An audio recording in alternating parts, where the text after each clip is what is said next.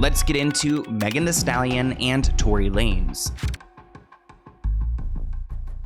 Recently, in a previous episode, we talked about Tory Lanez getting stabbed in prison, which sounds horrible. Like, I don't wish that upon anyone. As Tory recovers from the brutal prison stabbing, it looks like his reps held a press conference to claim Megan Thee Stallion's best friend, her ex-best friend, Kelsey Harris, is the one who should be locked up for the shooting. They're arguing that Kelsey's the one that fired the gun that shot into Megan's foot. Allegedly, someone there heard that Kelsey said she fired the gun 3 times, in which Tory grabbed her arm, knocked it down, causing the weapon to fire 2 more times. A neutral witness, Sean Kelly, testified during trial that he saw 2 women fighting before being broken up, which aligns with Tory's newly submitted evidence. Days later, Tory was stabbed in prison by a fellow inmate, and they're not calling the attack a coincidence. They're screaming conspiracy. Mr. James informed us he was working as the bodyguard and driver for Ms. Kelsey Harris during Mr. Peterson's trial. As such, he was in close proximity and he had privy to conversations she was having with her husband and others. Mr. James informed us he was not under a non-disclosure agreement or a confidentiality agreement and was free to speak with Unite the People, and that he was doing it because his conscience would not let him not speak and leave a man in prison for something he did not do.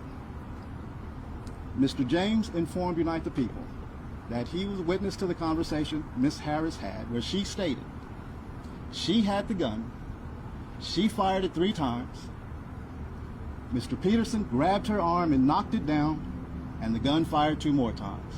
This is an interesting narrative to take. It's like assuming conspiracy theories that Tory is somehow innocent, trying to pair him along with people like the Menendez brothers, who's getting out for a wrongful conviction. She noted how no forensic evidence is found on the gun that shot Meg, and it says it was determined there was a 0.001% chance that Tory's DNA was on the gun. Reporter Jason Lee actually reached out to Tory Lanez and got a statement from him, because it seems like all of this is starting to come back to fruition. Like, Meg is about to relive all of it. He said, "It's honestly a bunch of suppressed evidence that was kept away from me during trial." He said, like, through trial, they keep saying it was inconclusive on the gun DNA, but I always knew I never touched the gun, so I asked my lawyer to retest it, and sure enough, I was 102% excluded completely from everything, just like I said.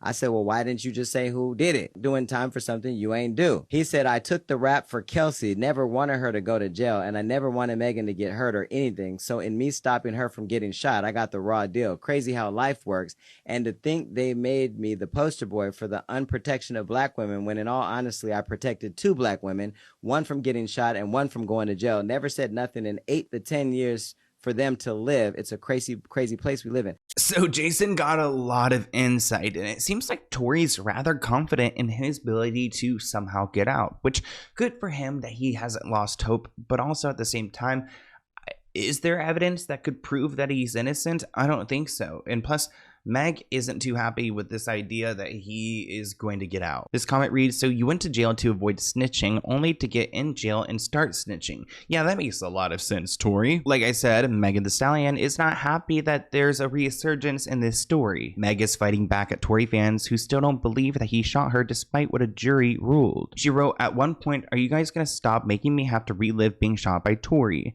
At what point are Tory and y'all fans gonna stop lying? Like, how much is the check to keep harassing me? Why is this happening every day? 1 minute him and y'all say I was never shot. Now y'all letting him play in your face again and say I was shot, but it wasn't him. Oh, okay, I'm sick of this. Leave me alone. He ain't dare get on that stand and deny he shot me, and that was his choice because he knows he did that stuff. I don't care about a blog or a bot. Why would I? Megan Thee Stallion have to lie on this shooting situation?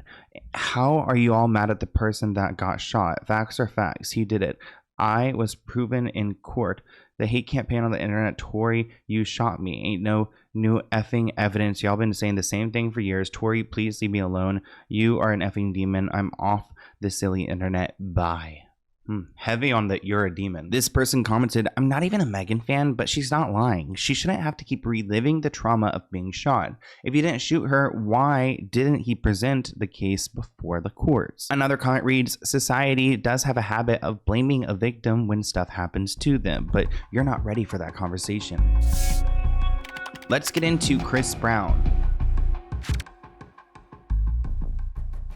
We've actually talked about Chris Brown's extensive history before on this channel, but actually that's something that I feel like nobody is ready to get into yet. Like, kind of like that comment, like, y'all not ready for that conversation yet, because truly no one is. I mean, Chris Brown gets away time after time. Is it because he's handsome? Is it because his music's decent? I don't know. But he was charged for smashing a tequila bottle over a producer's head at a nightclub. He was in Manchester, so he was overseas. And remember, they don't play about their laws over there. This happened at 2 a.m. on a Thursday outside of a hotel in England, which, again, like 2 a.m.? Do we really need anyone out at this point? I'm in bed early, okay? You know, I'm sorry. Now, Abe was the one who was hit, and he alleges that Chris attacked him unprovoked, smashing a bottle over his head and then punching and kicking him. Abe claims he was hit over the head 2 or 3 times. His knee collapsed as well, which why would he randomly just attack someone? That is mental. Now, Mr. Brown, who is 36, is charged with causing grievous bodily harm with intent at a nightclub in London